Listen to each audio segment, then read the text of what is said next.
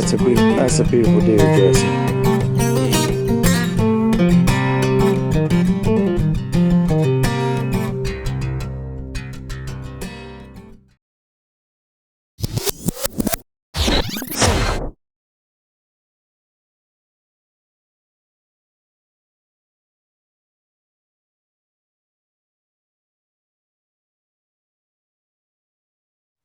All right, folks, I'm Jesse with Carolina Whitetails. I appreciate you joining me for another episode of Indoors Edition.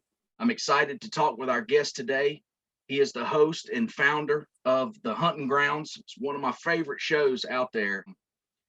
He went to college and majored in conservation and wildlife management, which is another reason that I love watching the show, because he really shows cost-effective ways to manage your property.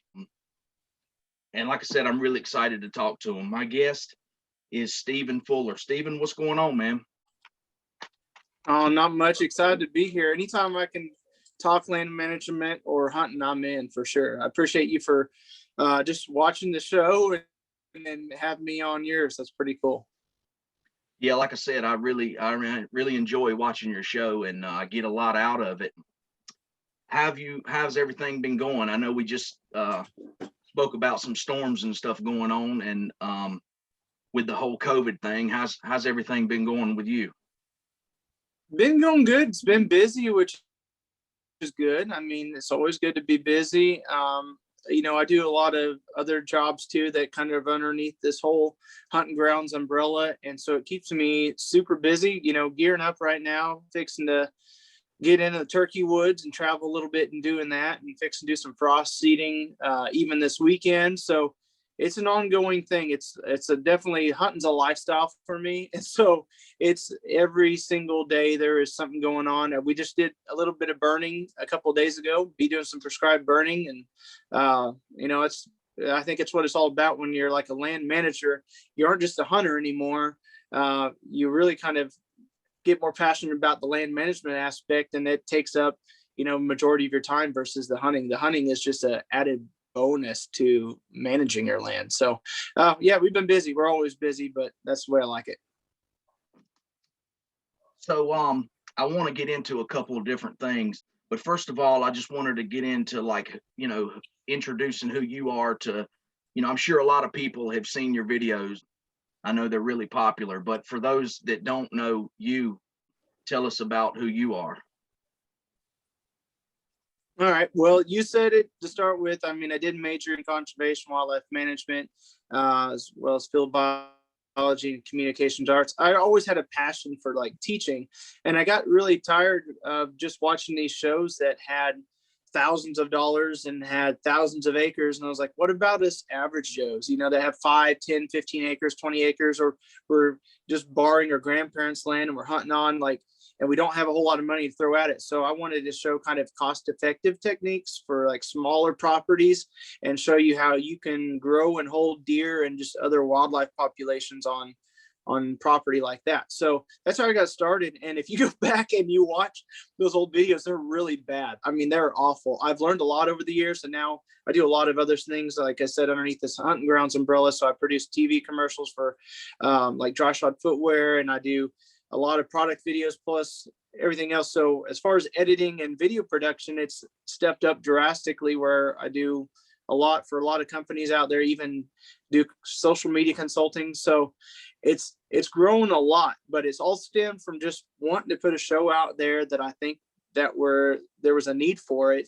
And that's what I do. And I still do it. I now own more property than I ever thought I would ever own. I own 100 acres. And for some people that's not much. But for me, that's a ton. Like, I'd never even dreamed my wildest dreams that I would own 100 acres, and to be able to implement the same techniques that I've always done and to do it cost effectively, and to show that I'm growing turkey populations, quail populations, and deer populations on 100 acres with, little budget, is still like a big passion of mine. So, but that's what I do. As far as any kind of like the side gigs underneath there is like, if people just want to know, like, nobody in the hunting industry that I know of gets to just hunt, and that's the only thing that they do. Like, everybody does something. They have to work for these companies that basically help them pay the bills. So for Dry Shod Footwear, I run their whole marketing department. I do their TV commercials.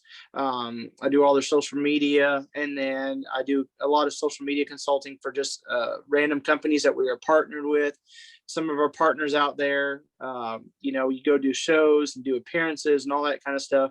It's a nonstop kind of gig, but you have to do all that to be able to hunt. And the hunting is a very small part of really what we do. Like 365 days a year, I'm producing content, videos or something, and working outside to create a show that people can watch. And the hunting is very, very, very small now. So, Right.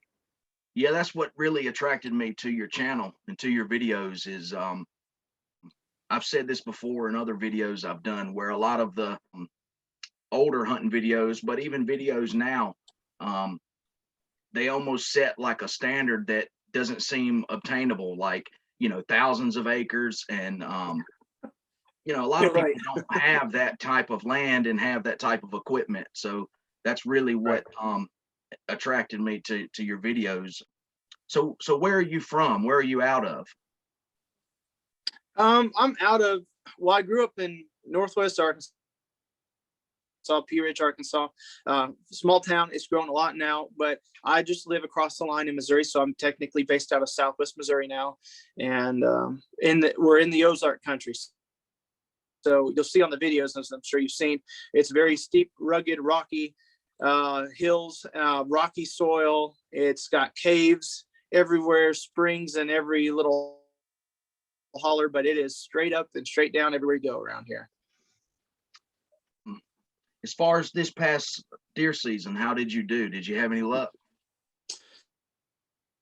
Oh yeah, we did have luck. It seems like some seasons it comes really easy, and some you have to work for it. And that was this year. And I don't know. It was a good year, I guess, to work for it because, you know, people had more time. If you like, I work from home for a living anyway, doing everything on social media and stuff. So my work never stops. When we had the whole COVID shutdown, like I was only getting busier because everybody went to online sales went up, everything. So my life got busier during that point. But this deer season, I worked my rear off. I would say, as far as in Southwest Missouri, the properties that I manage here on the Huntin Grounds too, probably the roughest season that we've had in a long time. Just the rut really just trickled. Never had just like a real hard rut. The weather was hot and then cold, hot and cold, never stayed really consistent there during the majority of the deer season. And we saw all that on our trail cameras. So a lot of our trail cameras, we weren't even picking up our big bucks throughout the season. They were just like locked down in some holes somewhere. And I took a really nice buck. He wasn't huge. I don't even know if he'd scored, 110 inches, but he was mature. He's probably 5.5-year-old deer, broken up, kind of messed up.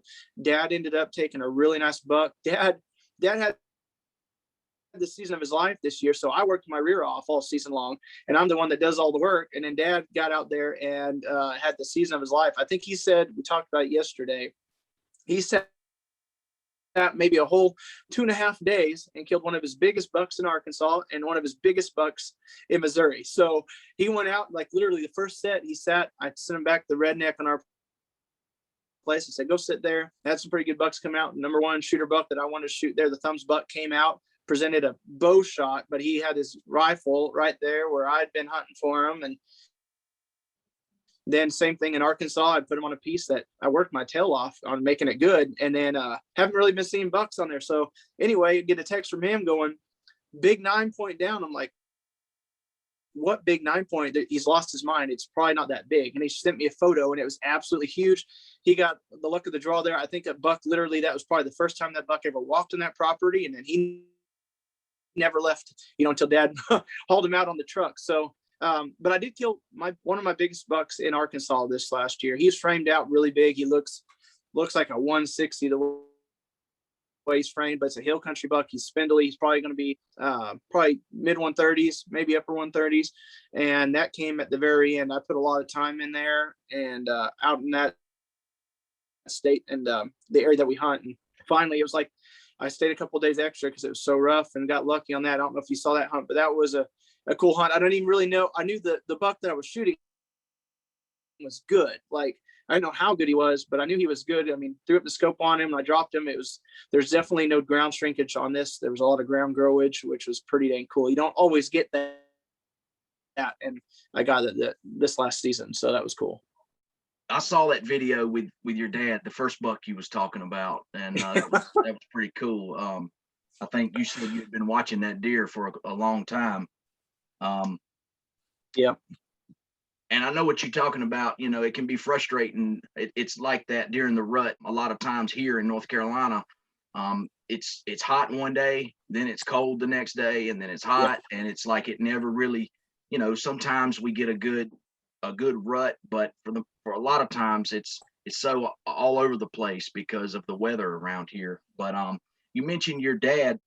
When did you first start hunting, and who really got you into it? Was it your dad or a family member? Yeah, it was dad. I would say dad, my papa. Dad really never got into hunting until he met my mom's dad, and he kind of introduced him to it. And so dad was still pretty new at it even when I was a kid. And I didn't get much time with my papa, but he was the outdoorsman of all outdoorsmen. And dad started getting into it.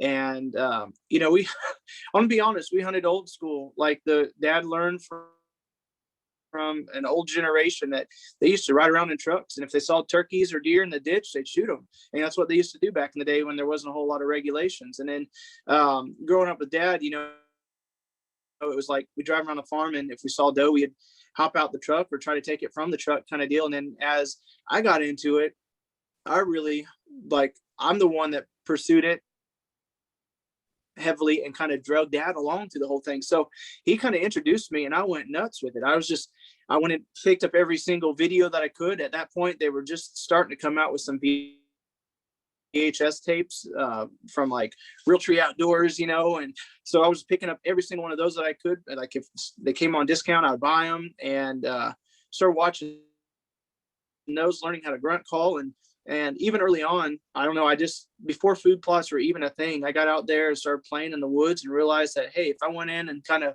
weed whacked this briar patch down, there's a lot of grasses up underneath there. When those grasses came up, the deer were in there. And so I guess early on I started kind of working habitat improvement, you know, on my property before I even knew what I was doing. But dad definitely has like supported me through the whole thing. That's one thing that's been cool about my parents and my dad through this whole thing. I drug him through it. So like dad wanted to be passionate about what I was passionate about and support me. And so as I got more into it, he wanted to be more into it. So he would come up to me and be like, hey, like, what kind of calls should I do today? I'm like, you know, probably do, you know, some buck grunts, some tending buck grunts with some doe bleats and stuff. He's like, okay, can you show me how to do that? And I'd teach him how to do that. And then he'd go out and, you know, man, that really worked. And so, and then I'd pick up new products and try new things, and he'd want to try them. So we were our hunting buddies for sure. But that's why I drag dad everywhere now. It's like he gets the benefit of everything that I do now. And I'm fine with that. Like I plant my food plots. I do this land management work so I can take kids out there and take dad out there and they can have successful hunts. And that's how I can give back to them now. So. Well, that's cool, man, that y'all have that type of relationship. That's really cool. So your show, the Huntin Grounds, how did that come about? That was just, I'm blessed to be where I'm at. I'll tell you that, because as a kid, I always dreamed of having like my own show or being even a small piece in the hunting industry. And so I never planned to be where I'm at. And when I graduated college, I actually, a lot of people don't know it, but I was a teacher for 2 years in a private Christian school. So I was actually a biology teacher there, enjoyed that, loved it, just wasn't paying the bills kind of deal.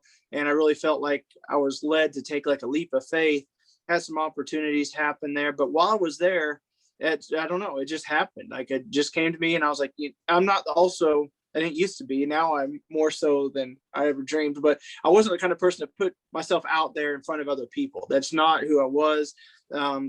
To videotape something and put it out there for basically, because when you do that, people judge you. People are going to judge you on the quality of video and then the information on the video and everything on it. That's just what they do. And Right. so I wasn't somebody to do that. And so I just decided, you know what, I'm going to put out a video there. And like, I'll tell you one thing that encouraged me was the students at that time. I put that video out there and they're like, that's cool, you know, and then I got a few emails from people going, hey, you going to make another video? And I'm like, that one was awful. You know, at the time, I thought it was the coolest thing that ever walked this earth. Like, I was like, man, that music's awesome. You can't hear me talking. And I'm wearing the dress up stuff that I was wearing when I got out of teaching school that day. And so I just made another one. And I realized, I was like, you know what? I'm just going to try to be consistent at this at some point. There's just a lot of stuff that came together for the Huntin Grounds. At that time is right when I lost one of my close uncles, and you'll hear me say on pretty much on every single video, especially the full edited videos, have a better than average day. It was a saying that he came up with, and he always said, and I was just like, you know, I'm going to implement that in the videos. And so then maybe that was a way with kind of coping with that, and then producing this. So I don't know, there was a lot of challenges, I'll tell you. It was not always easy, it was not always fun, and there was a lot of stress, and there was times that you wanted to quit, and times that people made fun of you, and they're always going to do that and put you down and be jealous and everything else. And then I'm my worst critic anyway. Like, when I watch the videos, I'm going through picking out, like, man, you said that word weird, or that video shot was awful, or you stuttered through that, or you even put the wrong word in that spot. You shouldn't even said that word. I don't know where that came to mind. And so I don't need everybody else picking on it, but it's what people do. But yeah, it just kind of came out of the blue there. I just felt like I was giving it and tried to be consistent on it. On your show, you do a semi-live episode or a semi-live show. Can you explain what that means? Yeah, so I honestly think we were the first to do that. There's going to be a lot of people now out there in the industry that say they're semi-live.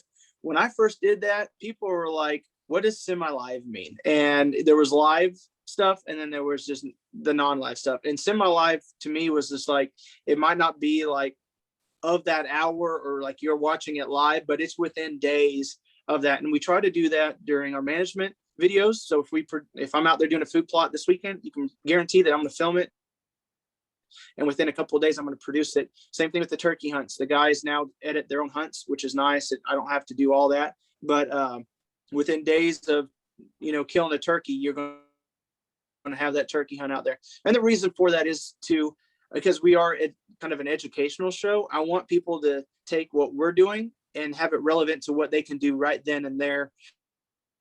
So if I'm planting a food plot right now, you can use those exact same techniques for the most part, depending on where you're at in the States.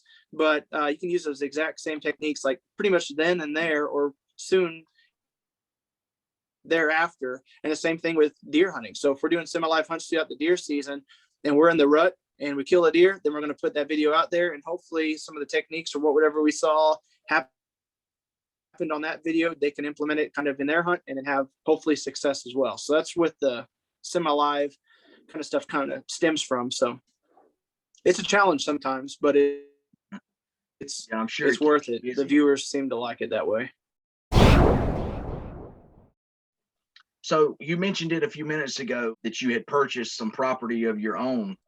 And I'm interested about this because, you know, that's a goal for me and my wife in the future, is to purchase some land to live on, but also hopefully to manage and hunt. And what did you look for when you decided to buy this property? Well, that's a good question. I need to actually produce some videos on this because this is a question I get asked a lot. People are like, I want to know information of how you got that property. What were your reasons for buying that certain property? What do you look for in property? And to be honest, you know, I really try to let God lead my life as much as possible. And I had tried to buy land quite a bit here and there, and things just weren't working out. I was trying to buy my own place with a house with land. And anyway, the cool story about this, and short and sweet to the point, was Scotty and I had gotten permission to turkey hunt this. We went out there and Scotty's like, you want to come turkey hunt it with me? I said, sure. Went out there, and you know, as hunters, when you finally, it might be just like you're walking through public land, or just get permission from your neighbors. But when you walk in to some property, sometimes you're like, yeah, this is a hot spot. Like this is just deer heaven in here. And that's kind of the feeling I got when I went in this place. Just overgrown. It looked like just some kind of moss back buck should have been roaming this property like crazy. Ended up having a little house on it that was just ran down and needed completely restored and gutted out completely. And I talked to that landowner, would you ever be interested in selling this place? And he's like, you know what, I thought about it, because he wanted to kind of give money to his ministry that he kind of works with, and he doesn't live in there, he lives somewhere else. And ended up, we worked a sweet deal on it, and it was just a God thing on that. But what made this property so unique, it was when I started diving in and I made the decision to buy it, was location was a big part. You know, I want to, for one, I want to be able to make sure it's like workable. So there's some places you can go and you can be like, hey, I've got 10 acres and it's nothing but a hillside. Can you do something with the hillside? Yeah. There's not a whole lot. You know, I really want diversity. So this property has cleared ridge tops. It's got springs in the bottoms. It's got a little bit of bottom area. It's got a lot of timber. It's got a mix of everything on it, which gave diversity and gave me, you know, something more to work with. The other big thing was where this was located. As far as pressure from other properties, I mean, I talked to the neighbors around too. So the people to one side of me there, they don't really hunt. They've got a good chunk of land. They don't let anybody hunt. They kind of let me hunt over if I need to. Down to the south of me, they don't hunt. To the east of me, it's just kind of vacant land that's not sitting, that's just sitting dormant. No one goes in there. It's hard for anybody. If anybody wanted to even trespass and get back in there, like, hats off to them, because they're going to have a workout. And it's going to, if they decide to kill something back there, it's a long ways. I'm talking in some areas, you'd probably be dragging miles to, you know, to get back out to the road where you wouldn't get caught or something. So that was important, is like the landowners around, the diversity of the terrain around. And I always tell people to, like, there's a whole lot when you really look at a property and you're going into the management aspect and going, how can I get deer on my property? You have to look at your adjacent properties and see what they have and find like the limiting factor that they don't have and put it on your place. So the deer want to be on your place, or take techniques that are working for them on their property. And maybe it's something that they're planting, or, you know, maybe they've got good bedding or something, and implement on that on yours. But I really wasn't looking for like perfect habitat, because I knew I could build it. So I wasn't looking for easy spots to already put food plots. I knew I could get in there, I could clear food plots. I can go in there and I could do timber management and open up and really get some nice browse and all that kind of stuff. So I wasn't worried about that. I knew I could do the work, but you have to have a decent canvas at least. That way you can start to create your masterpiece basically on it. And if you don't have that, you don't have it. So yeah, I you know, there's some places that you can go in and be like, hey, it's nothing but a full swamp all over the whole place. You're going to be limited. And like I said earlier, if it's just a hill slope of 10 acres, you're going to be limited. So you just got to start with something that it's at least manageable to work with. And that's what I did on this place. And it's transformed. Like, the cool thing about this property, when I first came in, I thought it was just going to be, I thought I was going to have just massive bucks running all over the place. That was not the case. There was not any ponds on it that held water. So there's no water sources that were easily available for deer. A lot of the fields were overgrown with briars and brush. If you went into the timber, it was fully mature. You could see all the way through. I mean, you could look hundreds of yards through the timber. So there was no bedding, no structure in there. And it was just a biological desert out there. We put up trail cameras and we literally got like a couple of does. And I think there was like a forky that was like using the front of the property pretty good, and a couple of spikes and fork horns and maybe a little bitty dink six in the back. And I was like, where are my big bucks? Well, come to find out, they would come through there during the run. But now, if you watch the videos, you can't sit out there. You cannot drive into my property. I can promise you right now, it's like the sun's just not setting. I can guarantee you, I'd drive down my driveway right now and I'd watch deer. I watch deer to come over here on the way over here to talk to you. And there's deer out there every youth hunt. They get to watch a lot of deer come out. Dad gets to have successful hunts. You get to watch a lot of deer. So it's really cool now that it's a deer mecca. Like I literally have deer coming from half a mile or even up to a mile away, and you can find the trails through these hills, and they're coming right to my property because it's a destination. Now, speaking of food plots, I got to say, like, I saw on your channel, like, the greatest food plot that I've ever saw. Can you tell us about the Trump food plot? Yeah, so I knew that was coming up. I'm known for my food plot designs. So my food plot designs are pretty intricate. Like they're pretty crazy out there. This year with the whole election going on, I wanted to have a little bit of fun. And that plot is it's called the candy shop plot. I call it that because it's literally surrounded just by like hundreds of acres of woods, and it's like a candy shop for deer, just a bale in there. And this year, like I try to break up my food plots so I can really get deer to utilize them and move through them so they're more huntable and stuff. And last year I put a barrier right through the middle of it. I said, you know what would be fun this year, instead of putting a barrier, is to spell out Trump.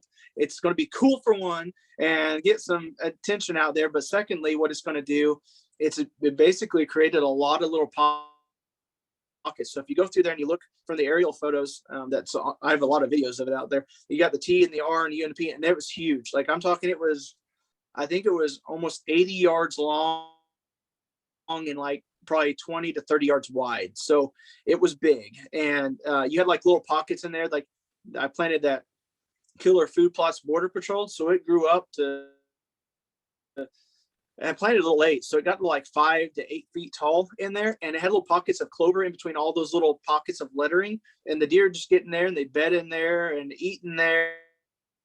And then if a buck came in, that food plot's 200 yards long.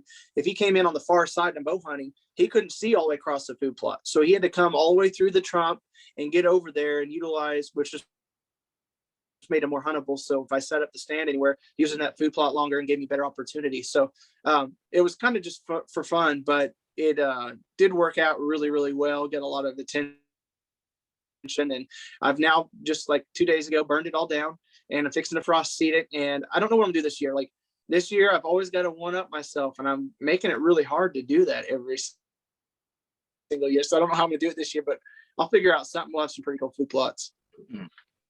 Yeah, some people are crazy, man. You didn't get any negative attention, did you? I mean, nobody tried to come in there and cut it down. Not too much.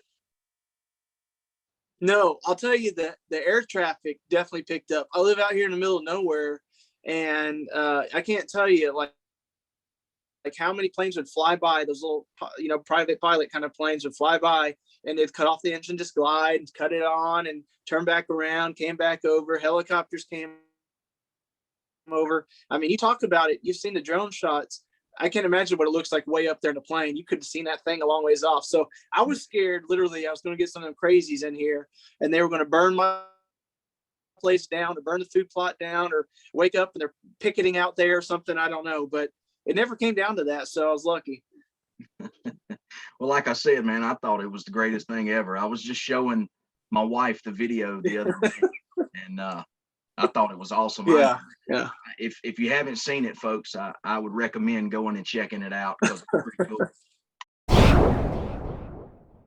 So you was talking about getting ready for turkey season and stuff. Our turkey season comes in next month. When does it start where you're at?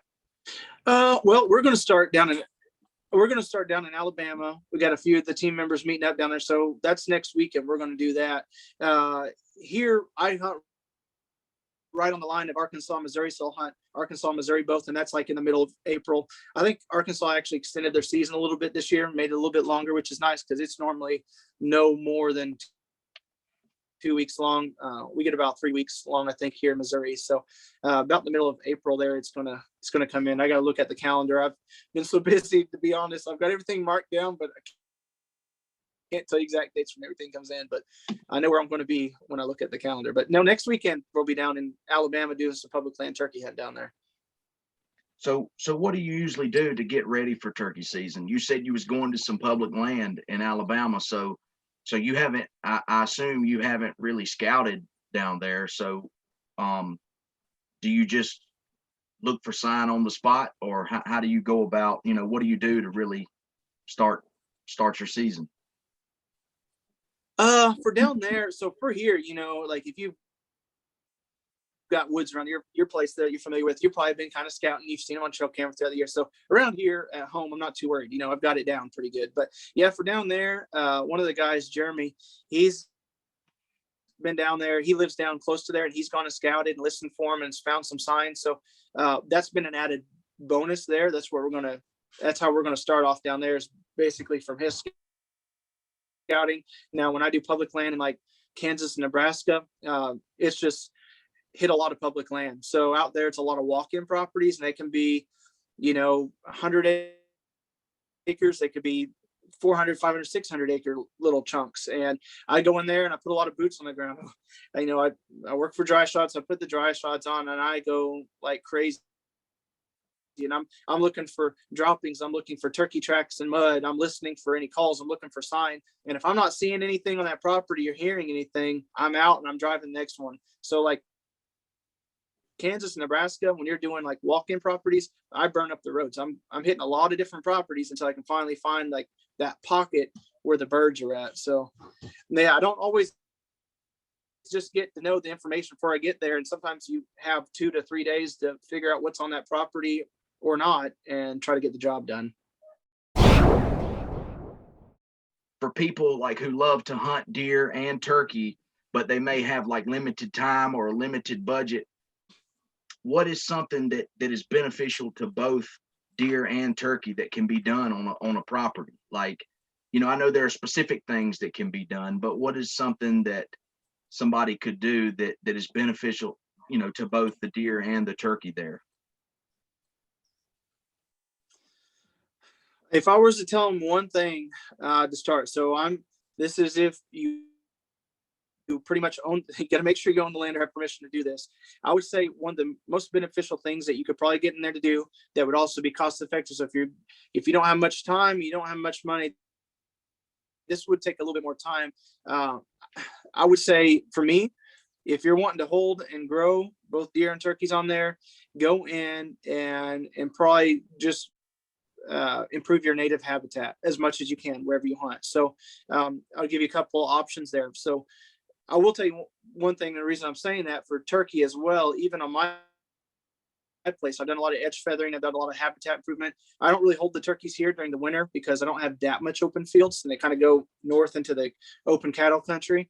But in spring, it's the spot to be because I have all the habitat. So all the hens come here to nest like crazy and all the toms come where the hens are at. But I would say one of the easier things would be to get in there, do some edge feathering. And that's basically, eliminating that hard line from field to just mature timber, going in there and edge feathering, sometimes 20, 30, 40 yards back, reducing that canopy fall on those trees. You've got nesting habitat at that point. You've got bedding, you've got browsing. So now you've created all this food that's a year-round food source for both deer and turkey. And then if you want to get really into it, go further back in the woods and start doing some TSI. Get out there and start just reducing that canopy. I think a lot of people overlook. I think a lot of people want to go, the best thing that you can do is go in and create a food plot. And that could be quick, that could be easy, and there can be benefits from that. But you aren't holding the deer. And a lot of times people aren't planting a very big food plot. So it's really not even feeding the deer. It's just like I call it a kill plot. They're coming in, they're grabbing a bite, and they keep on going. It's not a destination, nothing they're coming to. And it's really not benefiting you in the long run or the deer. And so I think if you really want to do something that's going to benefit and help hold and grow both of those, get in there and do some native habitat improvement. Easiest thing I would tell you too is probably the thing that you want to, first question you want to ask yourself on any property is if there's a limiting factor. Do I have food? Do I have water? Do I have shelter? And if you don't have one of the three of those, that needs to be the first thing you work on. So if you don't have water, put in water. If you don't have the food, put in food. If you don't have the cover, create that. And then if you have all those, then go to the steps like I'm talking about and do, edge feathering or do habitat or the native habitat improvement or go in and plant a food plot. I think that's good advice, man. I really appreciate you coming here and talking with me. Do you have, can you give us any of your social media pages or websites where we could check it out? Yeah, I appreciate for having me on. Like, it's really cool to do this. I enjoy doing this for anybody that we can. I will tell you, you can follow us on Instagram. Instagram says THGTV. And if you go, or you can look up the Huntin Grounds, but THGTV is our tag on there. And if you're doing YouTube or Facebook, it's the Huntin Grounds. And we don't have a G on the end of hunting because we're from we're from the Ozarks, so we're hillbillies. So it's HUNTIN. But you can find us out there everywhere. We're posting literally every single day, multiple posts a day. And then, we talked about, we're getting into turkey season. We've got a staff of 9 of us total now, I think, and they're going to be putting content out from every different state, and it'd be pretty cool. So if you're from like Minnesota, you got a guy from Minnesota, we got guys from down south and more central, and so you can kind of see what techniques they're using and see if it works for you. Awesome, man. Well, again, I really appreciate you coming on here and taking the time to talk with me. Folks, I appreciate you checking this video out. Y'all make sure you like, share, and subscribe, and keep following Carolina Whitetails. I appreciate it.